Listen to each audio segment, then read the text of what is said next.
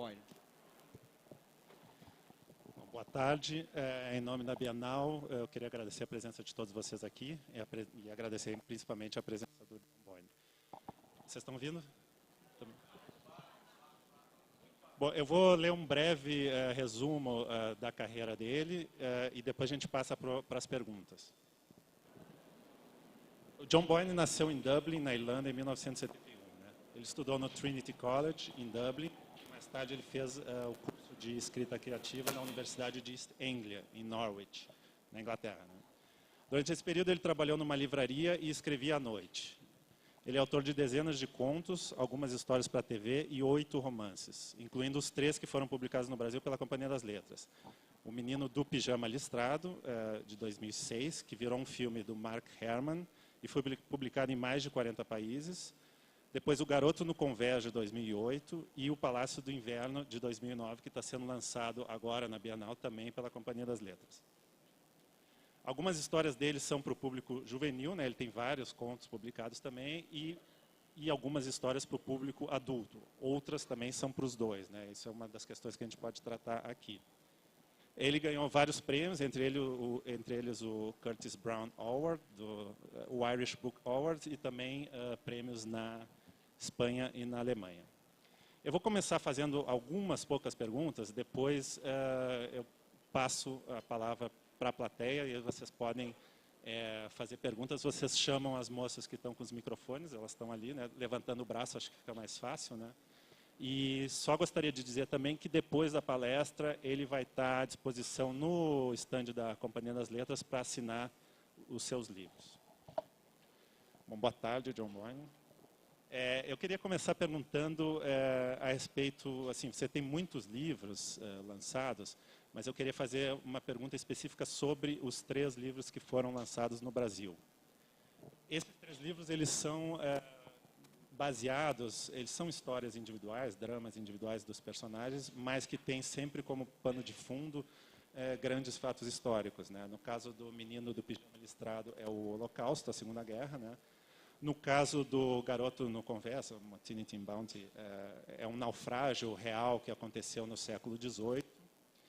E no caso agora do recém-lançado do Palácio de Inverno, ele é um personagem que viveu na corte do czar Nicolau, do último czar da Revolução Russa, e que depois rememora a sua vida já na época da Inglaterra, na Inglaterra dos anos Thatcher. A minha pergunta é, primeiro, por que você escolheu escrever narrativas que têm como pano de fundo fatos históricos?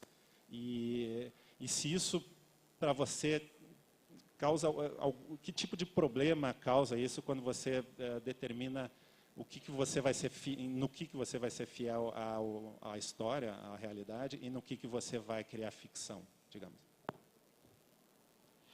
Well, first of all, good afternoon, and thank you for coming. When I started writing novels, I didn't expect I was going to write 7 in a row, which all dealt with historical periods and real-life figures in different ways. I didn't really see myself as a historical novelist, but it just seems to be the way my career has developed, because that's the way the ideas have come. When I wrote my first novel, which was called The Thief of Time, the process of research and the process of placing my character in the center of 256 years worth of real-life events and real-life characters was something which really enthused me and excited me. And I just felt as each book developed that it was something that I was getting better and better at, and that I was certainly enjoying quite a lot. It's got me into a certain amount of difficulty at times, certainly with the Boy in the Striped Pajamas. Some of the criticisms of the book will come because readers or critics will think that if you change some facts from the history, then that is a morally wrong thing to do in some way. But the problem is that when you write a novel, even if it is set in a real place, in a real time, like the Holocaust, Once you introduce a fictional character into that time, that world is already corrupted. You're already changing it. And you, as the novelist, have to make a decision about what is important to keep absolutely faithful and what you have more lenience on. And I felt with Boyne Striped Pajamas, for example, one of the things I changed was the geography of the camp, moving the commandant's camp outside the fence in order that Bruno could walk to that fence every day and look across and ask questions. And to me, that is not, that's not such a wrong thing to do. It's just moving a house. However, there were other decisions which I kept absolutely accurate. For example, the ending of the book, which is, anyone who's read it will know it's got a very sad ending. But the ending is an honest ending, because that's the way those stories ended. And I couldn't have a novel like that have an ending where the two boys would be happy at the end and would survive. So to me, the sense of honesty of the book is more important than the factual honesty, and that's the thing that I try to stick close to. Eu imagino que seja, me confirma se eu estou certo, que seja um pouco diferente você escrever um livro cujo fato real que está por trás dele é um motim num navio do século XVIII e o Holocausto, né? A questão de escrever baseado em fatos reais não é só do que é real, do que não é, como você falou, de questões até técnicas. Eu imagino que esse problema da geografia do campo de concentração, se ele era importante, isso era importante mudar por causa da narrativa. Eu imagino que seja um motivo do gênero. A minha pergunta é em relação a dilemas assim mais éticos, mais morais. Você teve mais dificuldade em escrever sobre o Holocausto, nesse sentido de mudar um pouco a realidade? É diferente do que escrever sobre um motim no século XIX? É um tema que ele, por ter sido já tão falado e causar tanta controvérsia, muitas vezes, isso foi um obstáculo maior para você? Well, the thing that those two books have in common, and the new book, which is called The Winter Palace here, also has in common, is that the narrative voice in all three is a naive one. Each of the characters who narrates those books, Bruno in Striped Pajamas, Turnstile in The Bounty, and Yorgi in The Winter Palace, are characters who are not familiar with the events that are taking place in front of them. So they are experiencing them with a complete innocence. The boy on The Bounty has never been on a ship before, so he knows nothing about it. I've never set sail for, the seven seas, so it reflects my innocence. Bruno is not aware of what is actually taking place in the camp. So unlike other novels which will take the perspective of the Jewish character inside the camp itself, Bruno's perspective is one of complete innocence and naivety. And in The Winter Palace, when Yorgi goes to St. Petersburg, he has never been confronted with such glory and such wealth and power before. So it's a new experience for him too. So they have that in common. But in terms of the ethical dilemma, there was one with Boyne the Striped Pajamas, certainly, in the rewriting. Because when I wrote the first draft of the book, I wrote it in a very short space of time. You wrote it in 2 days. Yeah, well, it was a strange experience, because what happened was I had the idea for the novel in Dublin on a Tuesday night back in April of 2004. And the original idea was just the two boys at the fence talking to each other, and I knew where the fence was and what they were doing there. And the next morning, I just felt that the idea was so strong that I couldn't walk away from it. So I didn't know if it was a novel, I didn't know if it was a short story, but I just started writing to see where it would take me. And by the Wednesday evening, it had taken me over so much that I felt I couldn't walk away from it at all. So in fact, I wrote all the way through Wednesday night, all the way through Thursday, all the way through Thursday night, and I finished it on Friday. So it was 2.5 days of just constant work. And I was exhausted. I had a full head of hair at the start of it. And that's what it did to me. But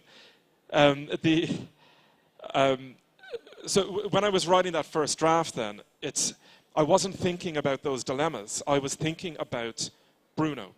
I was thinking about what does he see next. At what point is he going to start understanding what's going on?